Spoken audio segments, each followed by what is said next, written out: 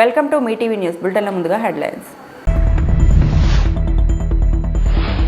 ఇంద్రకీలాద్రిపై దుర్గమ్మను దర్శించుకున్న ఏపీ మహిళా నేతలు.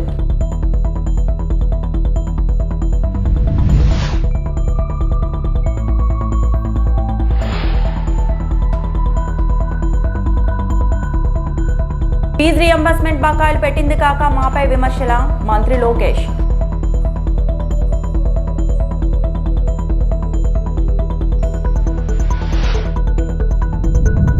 విశాఖపట్నంలో బడ్డీల కూల్చివేతలను నిరసిస్తూ సిటీలో వైఎస్ఆర్సీపీ శాంతియుత ర్యాలీ.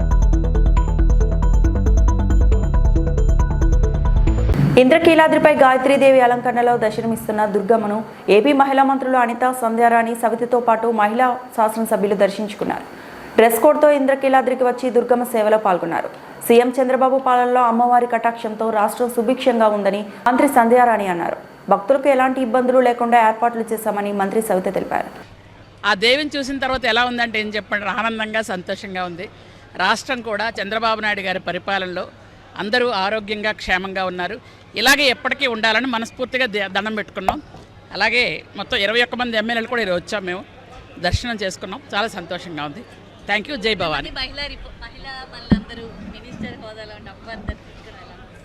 చాలా సంతోషంగా ఉంది. ఎందుకంటే 21 మంది ఎమ్మెల్యేల్లో 3 మంత్రులు ఉన్నాం. మేమందరం కుటుంబం. చంద్రబాబు నాయుడు గారి పరిపాలనలో మేమందరం కుటుంబంగా వెళ్తున్నాం. మా కుటుంబం అంతా కలిసి వచ్చి దర్శనం చేసుకున్నాం. చాలా సంతోషంగా ఉంది. Thank you. ఇంకా ప్రజలందరికీ విజయదశమి శుభాకాంక్షలు తెలియజేస్తూ మరి ఈరోజు నిన్నటి రోజు కూడా సుమారుగా మేము కింద సెంట్రల్ రూమ్లో కూడా పరిశీలించాం. నిన్నటి రోజు కూడా 83 లక్షల మంది దాకా 83,000 దాకా దర్శనం చేసుకున్నారు. చాలా బాగా దర్శనాలు జరిగాయి. భక్తాదులతో కూడా చాలా మాట్లాడాం. అన్ని ఫెసిలిటీస్ బాగున్నాయి. ఎక్కడే కానీ ట్రాఫిక్ కానీ ఎక్కడే కానీ జామ్ కాలేదు. నిన్నటి ఒక్కరోజుకే నిన్న రాత్రి 11 గంటలకే సుమారుగా 83,000 మంది దర్శనం చేసుకున్నారు. అన్ని అకామిడేషన్స్ బాగున్నాయని భక్తాదులు కూడా చెప్పడం. మరి ఈరోజు శాసనమండలి సభ్యులు, శాసనసభ్యులు, మంత్రులు అందరం కలిసి అమ్మవారి దర్శనం చేసుకున్నాం. చాలా హ్యాపీగా ఉంది. మరి అమ్మవారు అంటేనే ధైర్యం, ఓర్పు, సహనానికి మారుపేరు. మరి అలాంటి మాతని ఈరోజు దర్శనం చేసుకోవడం కూడా చాలా ఆనందంగా ఉంది. ఈరోజు గాయత్రి మాత మేము కూడా అందరం రెడ్ కలర్సే కట్టుకోవాలని చెప్పి కూడా నిర్ణయించుకొని ఈరోజు ఈ ప్రోగ్రాంకి వచ్చాం. చాలా హ్యాపీగా ఉంది. అమ్మవారి ఆశీర్వాదంతో మన రాష్ట్రం ఏదైతే ముఖ్యమంత్రి చంద్రబాబు నాయుడు గారు కోరుకుంటున్నారో స్వర్ణాంధ్రప్రదేశ్గా మార్చాలని, ఖచ్చితంగా ఆరోగ్యప్రదేశ్ స్వర్ణాంధ్రప్రదేశ్గా మార్చబోతున్నాం. ఫీజు రియంబర్స్మెంట్ చర్చకు రాష్ట్ర ప్రభుత్వం సిద్ధంగా ఉందని మంత్రి నారా లోకేష్ అన్నారు. శాసనమండలిలో వైకాపా సభ్యుల విమర్శలపై ఆయన మాట్లాడారు. మంత్రిగా అన్ని అంశాలు చర్చించేందుకు సిద్ధంగా ఉన్నానని చెప్పారు. వైకాపా హయాంలో ఫీజు రియంబర్స్మెంట్ బకాయిలు పెట్టింది కాక మాపై విమర్శల అని వైకాపా సభ్యులను లోకేష్ నిలదీశారు. గత ప్రభుత్వ పాలనలో ఏ ఏడాది ఎంత బకాయి పెట్టారో అందరికీ తెలుసన్నారు. సభలో తాను పరుష వ్యాఖ్యలు చేసినట్లు, బొత్స చేసిన విమర్శలు అవాస్తవమన్నారు. అలా తాను ఏం మాట్లాడానో చెప్పాలన్నారు. బొత్స సీనియారిటీని గౌరవిస్తానని తప్పుడు ప్రచారం చేయొద్దని లోకేష్ హితవు పలికారు. ఉన్న రాష్ట్రంలో ఉన్న ఏదైతే మీరు ఏ సంఖ్యకి ఇచ్చారు, ఏదైతే కేంద్ర రాష్ట్ర ప్రభుత్వాలు వచ్చి కాంబినేషన్తో మనం ఇస్తున్నామన్నామో అది ఇప్పటికొచ్చి రాలేదనే విషయాన్ని చాలా మంది చెప్తున్నారు. వాళ్ళకి ఏమైనా ఈ రోజుకి కంప్లీట్ అయిందా, ఇంకా కేంద్ర ప్రభుత్వం డబ్బు ఇంకా పెండింగ్ ఉందా, ఉంటే ఆ నెంబర్ ఎంత ఉంది అది దయచేసి ఆ నెంబర్ క్లారిటీ ఇస్తే అది బాగుండేది. ఎల్ఓపి గారు అడిగారు అధ్యక్ష, కేంద్ర ప్రభుత్వ ఎగ్జాక్ట్ నంబర్స్ నా దగ్గర లేదు అధ్యక్ష. దాని గురించి నేను ఎల్ఓపి గారు పంపిస్తాను. కేంద్ర ప్రభుత్వం నుంచి రావాల్సిన నిధులని వచ్చేసినాయి అధ్యక్ష. ఇప్పుడు అధ్యక్ష మేము ఒకటి డిస్కషన్ చేస్తున్నాం. ఫైనాన్స్ మంత్రి గారు కూడా ఉన్నారు. ఆశా వర్కర్స్, అంగన్వాడీ వర్కర్స్ వచ్చి నన్ను కలిశారు అధ్యక్ష. అది కూడా మమ్మల్ని కూడా ఎగ్జామ్ చేయమని వాళ్ళు కోరుతాం జరిగింది అధ్యక్ష. మేము తప్పనిసరిగా అది క్యాబినెట్లో డిస్కస్ చేసి తగిన నిర్ణయం మేము తీసుకుంటాం. Okay, question number 13941. ప్రభుత్వ ఆసుపత్రుల్లో మౌలిక సదుపాయాలు మెరుగుపరిచేలా కూటమి సర్కారు చర్యలు చేపట్టిందని వైద్య ఆరోగ్య శాఖ మంత్రి సత్యకుమార్ యాదవ్ శాసనసభలో తెలిపారు. గిరిజన ప్రాంతాల్లో వైద్య సదుపాయాలపై ప్రశ్నోత్తరాల సమయంలో సభ్యులు వేసిన ప్రశ్నకు మంత్రి సమాధానం చెప్పారు. మార్కాపురం వైద్య కళాశాల నిర్మాణం కోసం వైసీపీ హయాంలో 47 కోట్లు మాత్రమే ఖర్చు చేశారని తెలిపారు.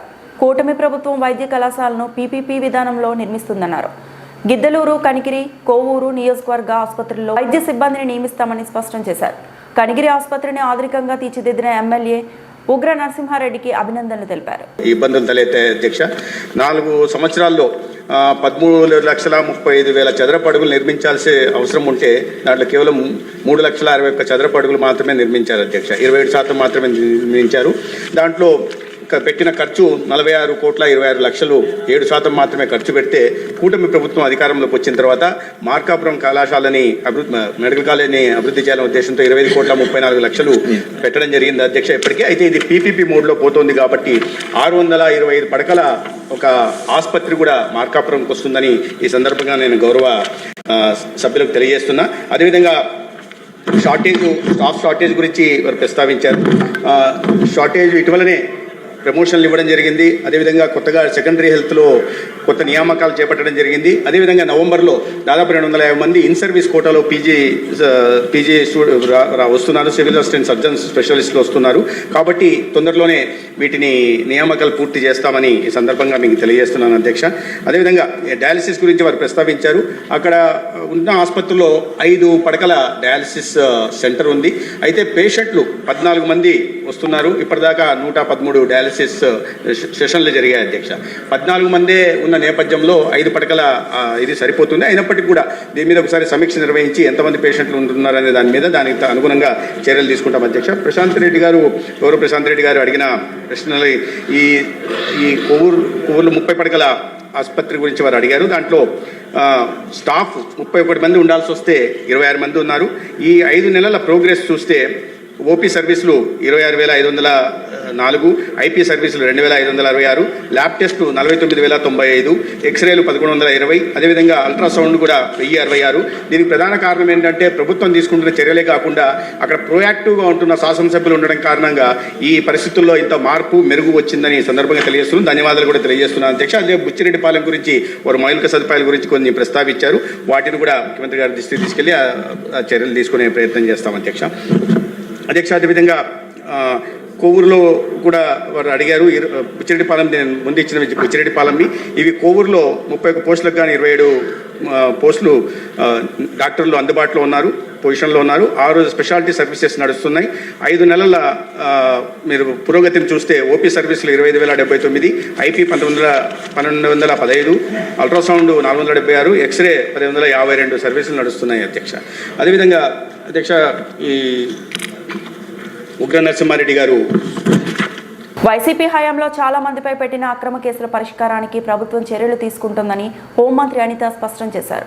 2019-24 కాలంలో తప్పుడు క్రిమినల్ కేసులపై కొణిదెల నాగబాబు అడిగిన ప్రశ్నకు మంత్రి సమాధానం ఇచ్చారు. గత ప్రభుత్వం అనేక మందిపై అక్రమ కేసులు పెట్టిందని, రాజధాని అమరావతి రైతులను ఇబ్బంది పెట్టారని చెప్పారు. తనపైన SC/ST అట్రాసిటీ కేసులు పెడితే కడప కోర్టుకు హాజరయ్యానని మంత్రి గుర్తు చేశారు. రికార్డులు లా ప్రకారం కేసులు పరిష్కారానికి ప్రభుత్వం చర్యలు తీసుకుంటామని స్పష్టం చేశారు. హోంమంత్రి అనిత సమాధానాన్ని నిరసిస్తూ వైసీపీ సభ్యులు మండలి నుంచి వాకౌట్ చేశారు.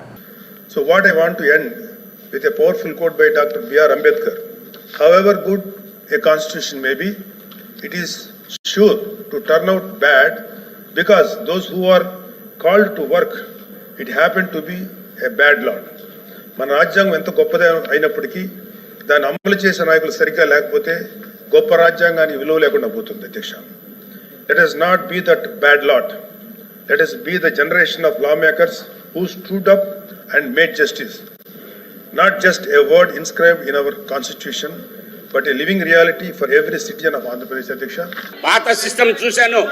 ఏదన్నా ఉంటే అధ్యక్ష నేను ఒకటాడు అధ్యక్ష ప్లీజ్ 24 నేను 24 కాదు, ఈ రోజు వరకు చూడండి. ఈ రోజు వరకు రాష్ట్రంలో పొజిషన్ లో ఉందా, వాళ్ళు ఏమైనా అరెస్ట్ చేశారా, లేకపోతే ఎఫ్ఐఆర్ పొజిషన్ లో ఉందా, కోర్టులో పెండింగ్ ఉందా, ఇది కూడా ఒక కోలం ఇచ్చి దాని ప్రకారంగా కూడా వాళ్ళు వాల్యూట్ చేసుకోవాల్సిందిగా వాళ్ళని కూడా కోరేదానికి మేము కూడా ఒక లెటర్ కమ్యూనికేట్ చేయడానికి మేము సిద్ధంగా ఉన్నాం అధ్యక్ష. ఇందాక మేము మాట్లాడుతుంటే కేసుల గురించి మాట్లాడుతుంటే ఉలికిపాటు ఉంది అధ్యక్ష. నిజంగా మేము పడ్డాము అధ్యక్ష. మేమే కాదు అధ్యక్ష, ఇక్కడ ఉన్న వాళ్ళు చాలా మందిలో ఈ కేసులు పడిన సందర్భం ఉంటే ఇంకో విషయం కూడా చెప్పాలి అధ్యక్ష. ఈ సందర్భంగా ఇదే మాట ఒకసారి చంద్రబాబు నాయుడు అంటే ఆ హౌస్ గురించి హౌస్ దగ్గర మాట్లాడకూడదు కాబట్టి ఒప్పుకున్నా. కొన్ని సోషల్ మీడియాలో మాట్లాడేటప్పుడు తెలుగుదేశం ఎన్డీఏ కూటమి సభ్యులలోనే 94% మీద కేసులు ఉన్నాయనని సాక్షి పేపర్ ఏదో రాశాడు అధ్యక్ష. మా మీద ఏమి గొడ్డల వేటు మీద పెట్టామని హత్యల కేసులు లేవు అధ్యక్ష. కోడికత్తున్నదని మా మీద అధ్యక్ష కేసులు లేవు అధ్యక్ష. అమ్మ చెల్లి కేసులు పెట్టామని మా మీద కేసులు లేవు అధ్యక్ష. కేవలం మా మీద కేసులు ఉన్నది ఏంటంటే రాజకీయ కేసులు. నువ్వు ఇసుక మాఫియా చేస్తున్నామని మేము రోడ్డు ఎక్కితే కేసులు పెట్టారు, లేదు మైనింగ్ మీద కేసులు పెడితే కేసులు పెట్టారు.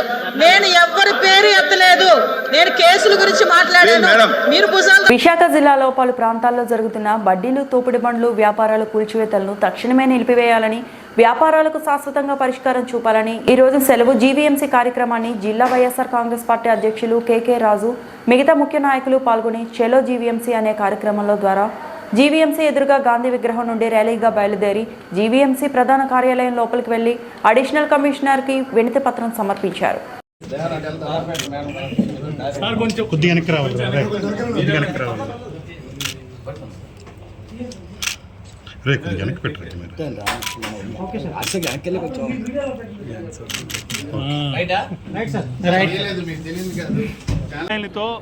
ప్రొక్లైన్లతో చిరు వ్యాపారుల యొక్క వడ్డీలను కానీ షాపులను కానీ ఒక విధ్వంసం సృష్టించినట్టు ధ్వంసం చేసి ఆ వ్యాపారుల కుటుంబాల్లో ఆందోళన కలిగించి ఈరోజు వాళ్ళు ఊపిరి ఆగిపోయే విధంగా ఆపరేషన్ లంగ్స్ పేరుతో వాళ్ళు ఊపిరి ఆగిపోయే విధంగా ఈ కూటమి ప్రభుత్వం ఒక దుర్మార్గమైన కార్యక్రమాన్ని విశాఖపట్నంలో చేపట్టడం జరిగింది. దీన్ని మేము తీవ్రంగా ఖండిస్తున్నాం. మీకు ఏదైనా నిజంగా ఆక్రమణలు ఉన్నాయి, దురాక్రమణలు ఉన్నాయి, ఆ ప్రాంగణంలో ఏదైనా అసాంఘిక కార్యక్రమాలు జరుగుతున్నాయి అనుకుంటే తప్పకుండా వాటిని తొలగించడానికి మేము ఎలాంటి అభ్యంతరం కూడా చెప్పం. ఇవన్నీ కూడా సామాన్య ప్రజలకి, పేద ప్రజలకి, మధ్యతరగతి ప్రజలకి అందుబాటులో విధంగా పళ్ళ షాపులు కానీ, టీ షాపులు కానీ, టిఫిన్ సెంటర్లు కానీ, మెకానిక్ షాపులు కానీ, కూరగాయల షాపులు కానీ, పాల బూతులు కానీ, వీటన్నిటినీ కూడా ఏదైతే మీరు ఇప్పుడు తొలగించారో అవన్నీ కూడా ఎన్నో దశాబ్దాలుగా విశాఖపట్నం నగరంలో ఉన్నాయి. వాటన్నిటికీ కూడా జీవీఎంసీ అధికారుల నుంచి ట్రేడ్ లైసెన్సులు ఉన్నాయి, ఐడి కార్డ్స్ ఉన్నాయి, విద్యుత్ ఎవరైతే ఎలక్ట్రికల్ డిపార్ట్మెంట్ నుంచి విద్యుత్ మీటర్లు కూడా ఇవ్వబడిన షాపులు ఇవన్నీ కూడా. అంతేకాకుండా చాలా చోట్ల గతంలో ఉన్న కమిషనర్సు స్వయంగా ఆకర్ జోన్స్ అని నిర్ణయించి ఆకర్ జోన్స్లో వాళ్ళందరికీ కూడా ఈ విధంగా ఆకర్ జోన్స్ అని ఇచ్చి నెంబరింగ్ ఇచ్చి మీరు ఇక్కడ వ్యాపారాలు చేసుకోండి, ఈ 70 గజ ఈ 100 అడుగులో లేకపోతే 120 అడుగులో 80 అడుగులో మీ వ్యాపారాన్ని మీకు కేటాయించడం జరుగుతుందని వాళ్ళకి ట్రేడ్ లైసెన్స్లు ఇచ్చి వాళ్ళ వ్యాపారం చేసుకోవడానికి అఫీషియల్గా ఆకర్ జోన్ డిక్లేర్ చేసిన ప్రాంతాల్లో కూడా స్వయంగా గతంలో ఉన్న కమిషనర్సు దగ్గరుండి ప్రారంభించిన ఆకర్ జోన్స్లో కూడా ఈరోజు రామాంజనేయులు కావచ్చు, సాయికాంత్ వర్మ గారు కావచ్చు, అదేవిధంగా గతంలో ఉన్న సృజన గారు ఉన్నప్పుడు కావచ్చు, ఈ రాజాబాబు గారు ఉన్నప్పుడు కావచ్చు, గతంలో కమిషనర్స్ ఆధ్వర్యంలో ప్రారంభించిన ఆకర్ జోన్స్ను కూడా విధ్వంసకర ధోరణిలో ఈరోజు ధ్వంసం చేయటాన్ని చాలా మేము తీవ్రంగా ఖండిస్తున్నాం. దీనివల్ల ఈరోజు విశాఖపట్నం నగరంలో సుమారు 40,000 కుటుంబాలకి పైచీలకు 40,000 కుటుంబాలు పైచీలకు ఈరోజు ఉపాధి కోల్పోయి రోడ్డున పడ్డారు. వాళ్ళందరూ కూడా ఈరోజు పెద్ద ఎత్తున ఆందోళన చెంది ఆ కుటుంబాల ఆర్థిక భారంతో వెల్వెల్లాడుతున్నారు. ఎందుకంటే ఇవన్నీ కూడా డైలీ ఫైనాన్స్కో లేకపోతే ఎక్కడో బ్యాంకులోనో చాలా వరకు కూడా వీటిల్లో కూడా ముద్రా లోన్స్ వచ్చినాయి. గతంలో జగన్మోహన్ రెడ్డి గారి ప్రభుత్వ అధికారంలో ఏ విధంగా అయితే తోడు చేదోడుకి అర్హులు వీళ్ళందరూ ఇప్పుడు ముద్రా లోన్స్ కూడా ఇచ్చున్నారు. ఆ చేయుత ద్వారా కూడా వీళ్ళందరినీ కూడా ఆదుకోవడం జరిగింది. కాబట్టి తక్షణం మా యొక్క డిమాండ్ ఏంటంటే ఏదైతే ముందస్తు సమాచారం లేకుండా విధ్వంసకర ధోరణిలో కర్కశంగా మీరు ధ్వంసం చేశారో వాటన్నిటికీ కూడా నష్టపరిహారం చెల్లించాలి. రెండోది ఏదైతే ఆకర్ జోన్స్లో గతంలో డిక్లేర్ చేశారో వాటిని కంటిన్యూ చేస్తూ వారందరికీ కూడా ఈ చిరు వ్యాపారులందరికీ కూడా విశాఖపట్నంలో మెరాయి సినిమా హీరోయిన్ రితికా నాయక్ సందడి చేశారు. నగరంలో ఓ లగ్జరీ వెండి ఆభరణాల షోరూం ప్రారంభోత్సవంలో ఆమె పాల్గొన్నారు. ఈ సందర్భంగా రితికా మీడియాతో మాట్లాడారు. వరుణ్ తేజ్తో ఓ చిత్రంలో నటించనున్నట్లు తెలిపారు. హీరోయిన్ ను చూసేందుకు జనం భారీ సంఖ్యలో షోరూం వద్దకు తరలి వచ్చారు. We have such a lovely, chala lovely collection today, and I'm so happy for Priyanka Garu and Ravi Garu for inviting me here today for the inauguration of their 16th launch today for the store in Gajuwaka. And I love Visakhapatnam. I've been here so many times for movies and everything, and now here for Gayas makes it a little more lovely. Thank you so much. Thank you for all the media to be here. Chala thank you everyone for being here. Secunderabad లో మల్కాజ్గిరి జిల్లా అల్వాల్, మేడ్చల్, కుషాయిగూడు, మల్లాపూర్ ప్రాంతాల్లో Telangana Asha workers union Medchal Malkajgiri జిల్లా కార్యదర్శి M Revathi Kalyani, Alwal leader Komalatha, Mallapur UPHC leader Latha తదితరుల ఆధ్వర్యంలో Asha workers ధర్నా నిర్వహించారు. మల్కాజ్గిరి జిల్లా కార్యదర్శి ఎం రేవతి కళ్యాణి మాట్లాడుతూ ఆశా వర్కర్స్తో ఆన్లైన్ వర్క్ చేయించకూడదని, వారిపై పని భారం తగ్గించాలని, ఫిక్స్డ్ వేతనం 18,000 ఇవ్వాలని, అధికారులు పని ఒత్తిడి తగ్గించాలని ఎన్నిసార్లు విన్నవించుకున్నప్పటికీ అధికారులు వినడం లేదని వాపోయారు. ప్రజల ఆరోగ్యం కోసం ఆశా కార్యకర్తలు ఎన్నో సర్వేలు నిర్వహించారని, వాటితో పాటుగా ఆన్లైన్ వర్క్ కూడా చెప్తున్నారని, డిగ్రీలు చదువుకొని కంప్యూటర్ నాలెడ్జ్ ఉన్న వ్యక్తులు చేయవలసిన పనికి పారితోషకం పేరుతో నియమించుకున్న ఆశా వర్కర్లతో చేయించడం దుర్మార్గమని, ఇప్పటికైనా సంబంధిత అధికారులు కల్పించుకొని తమ సమస్యలు పరిష్కరించాలని కోరారు. ఈ కార్యక్రమంలో కుషాయిగూడ పిఎస్సి ఆశా వర్కర్స్, అల్వాల్, మల్లాపూర్, వందన ఆశా వర్కర్స్ తదితరులు పాల్గొన్నారు.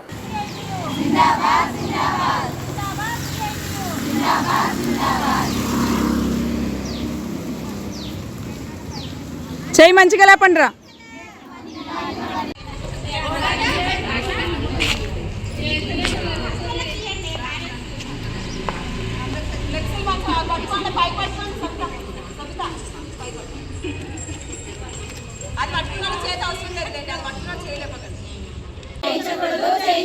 ఆశాలపై పని భారం తగ్గించాలి. ఆశాలపై పని భారం తగ్గించాలి.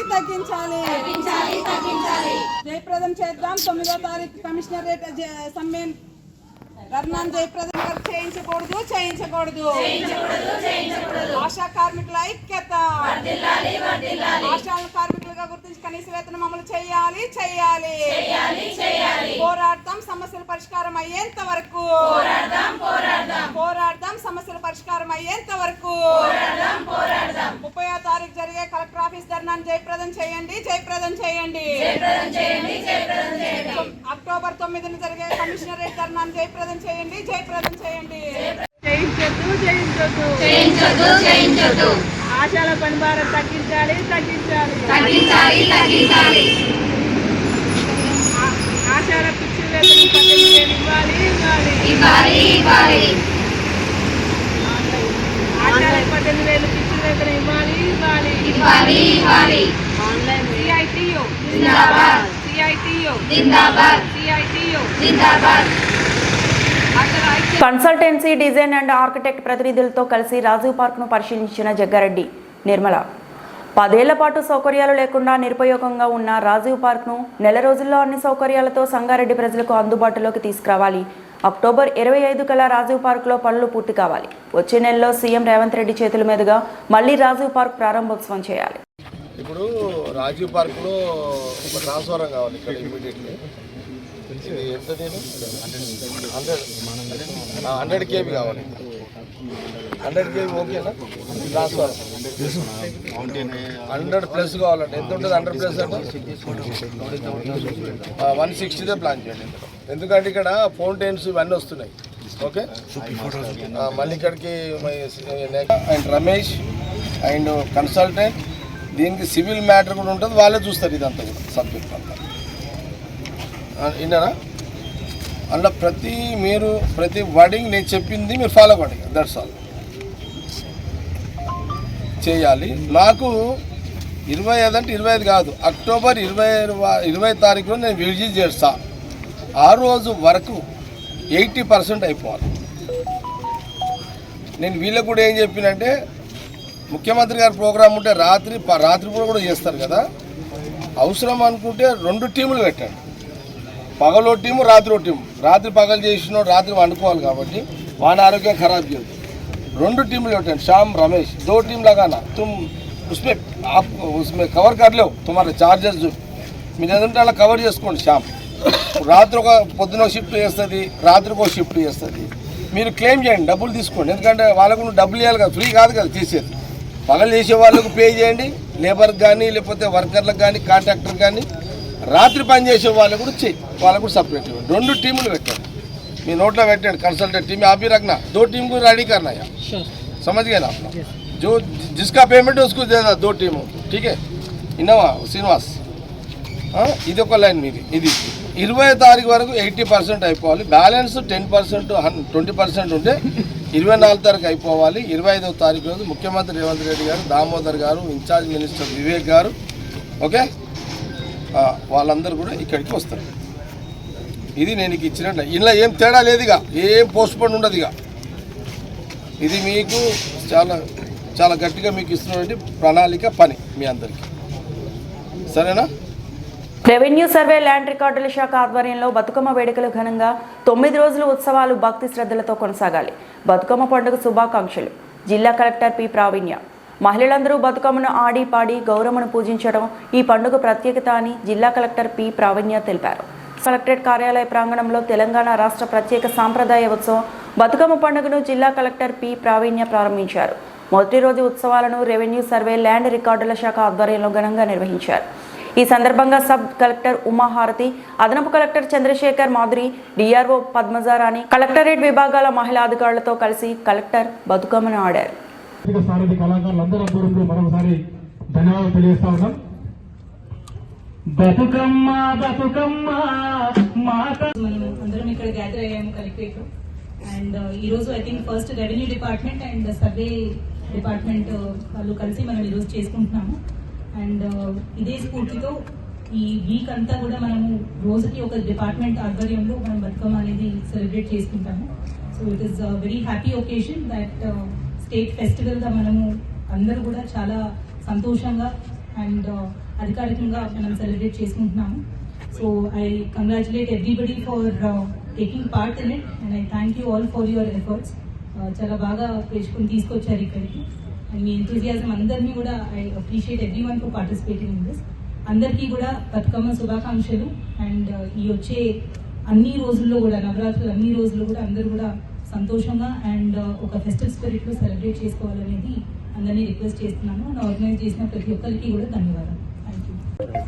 రెవెన్యూ డిపార్ట్మెంట్ అండ్ అలానే AD survey and land records department ఆధ్వర్యంలో బతుకమ్మ అనేది సెలబ్రేషన్స్ ఈరోజు స్టార్ట్ చేసుకున్నాము. ఇలానే వీక్ అంతా కూడా మనకి ఒక్కొక్క డిపార్ట్మెంట్ ఆధ్వర్యంలో బతుకమ్మ సెలబ్రేషన్స్ అనేది చేయడం జరుగుతుంది. దీంతోపాటు మనకి గవర్నమెంట్ నుంచి వచ్చిన ఆదేశాల ప్రకారం ప్రతి జీపీలో ప్రతి మున్సిపాలిటీలో అండ్ అన్ని చోట్ల కూడా చెరువుల దగ్గర ప్రతి దగ్గర కూడా అరేంజ్మెంట్స్ చేసుకోవడానికి అందరికీ ఇన్స్ట్రక్షన్స్ ఇవ్వడం జరిగింది. అలానే మన మహిళా గ్రూప్స్ అవ్వచ్చు, మనకి మున్సిపాలిటీలో ఉన్న మెహ్మా గ్రూప్స్ అవ్వచ్చు, వీళ్ళందరి ద్వారా కూడా మన బతుకమ్మ స్టేట్ ఫెస్టివల్ కల్చర్ ఏదైతే ఉందో ప్రతి ఒక్కరికి అది ఇంకా స్ప్రెడ్ చేసి మనం ఒక ఫెస్టివ్ అట్మాస్ఫియర్లో సెలబ్రేట్ చేసుకోవాలి అనేది కోరుతున్నాము. అండ్ దానికి కావాల్సిన అరేంజ్మెంట్స్ అన్నీ కూడా మన డిపార్ట్మెంట్ సైడ్ నుంచి మనం టేకప్ చేస్తున్నాం అనేది తెలియజేస్తున్నాము. And I wish everybody especially Sangareddy జిల్లా ప్రజలందరికీ కూడా బతుకమ్మ శుభాకాంక్షలు తెలియజేస్తున్నాం. ఈ వార్తలు ఇంతటితో సమాప్తం.